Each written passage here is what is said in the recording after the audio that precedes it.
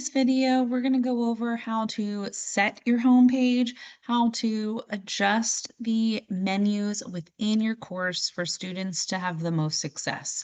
So as you can see, I've got two unpublished courses here. I'm not quite ready to go. The next step is for me to set that home page as well as to kind of adjust those settings for the students to see, because right now they're going to be seeing a little too much.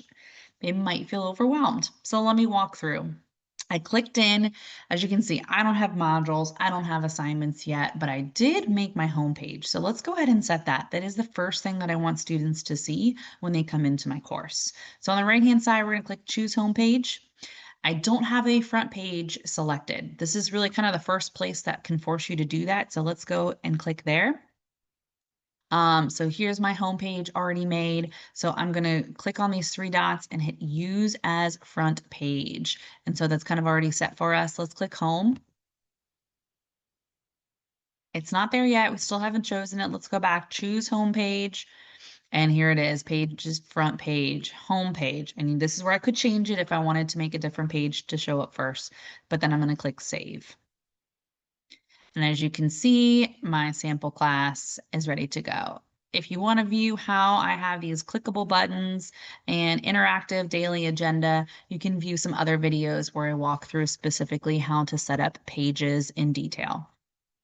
So again, clicking on home, I just want to make sure there it is. This is the home page I want it to go to. So that is set. The next thing that I want to do is to adjust these settings on the left-hand side. So in order to do that, I'm going to scroll all the way down and click on settings.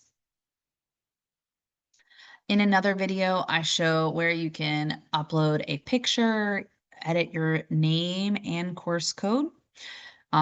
Uploading the picture is very simple. This is the picture that will show up on the dashboard. Only thing I want to mention here, the course code is what is going to show up on the upper left-hand corner for students. So I usually like to have the name of the class and my last name just so they can view that when they're in there. All of the other settings I go over in another video. For this video in particular, we're going to click on navigation. And this is where everything on the top, all of these things you see here, these are things that the students will be able to view. As a student, and speaking with my past students, they don't like to see a lot of menu options if they don't have to. In particular, I usually only choose about 4. So let me kind of go through. Announcements, I usually like to save. If I have a quick announcement I want to push out to my students, this is where it will show up. As you can see right now, I don't actually have any announcements, so it's not visible. It will stay hidden until you make your first announcement. Assignments, I usually like to hide this. The reason being is because all of their assignments will be inside their modules. The modules is where it's going to force them to do their assignments in order. If the assignments are showing up on the menu for them, the students can do assignments out of order. They're able to just click in an assignment and take it whenever. Depending on certain settings that you select, it may inhibit them from doing the assignments, but it just confuses the students more. So I like to just take this and we're going to drag it all the way down below here where it says drag items here to hide from students. So this doesn't mean that the students don't have access to assignments. They will, they just won't see the page where it's listed. Discussions, if your course uses them, you're welcome to do that. Again, they will show up in the modules. I also like to just usually hide this. Grades I like to see. They definitely want to see their grade and keep on top of what assignments they have missing. People, they usually know who's in their class. If you are in a virtual school, you may want to keep this. I don't, just because they can interact in discussions and in live class. Pages, it's another personal choice. Again, my pages will be in the modules. Yours most likely will too. So I want them to move forward my course in a sequential order. I'd rather not have another place for them to access things out of order. Files is the same way.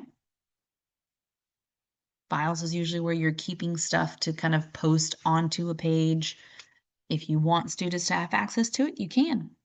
I usually like to leave the syllabus, rubrics, outcomes, quizzes, not necessary for me. Again, you are welcome to leave it if it's going to benefit your students.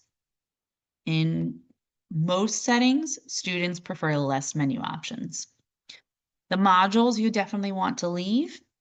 Depending on your school settings, if you want the big blue button, you can. Our institution does not use it. Collaborations, if you have really small group setups, you may want to use this. Attendance, if you take attendance in Canvas, you will want this to show up. If this is hidden, it's usually hidden from you as well.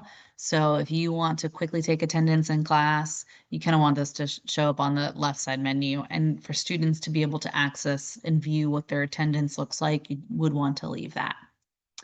New analytics, this is going to be in a separate video. If you want to look at some breakdown of student data in particular, what they're clicking on, how long they're accessing content for, you can leave it. If you hide it, you still have access as a teacher. My students feel a little overwhelmed with knowing all that information, but they know I know it. And so again, you can hide it from them, does not mean it's hiding it from you. If you use Lucid or the whiteboard, you can keep it. We use something different in our institution. So as you can see, I have very little menu options here, but this is going to be most effective for students to not feel so overwhelmed when they're coming into my course. Make sure to hit that save button at the bottom. And again, I will see most options on here, but if there is that eyeball with the cross through, that means the students cannot see it. So I'm one step closer to getting my course ready with having these navigation tools set up for success.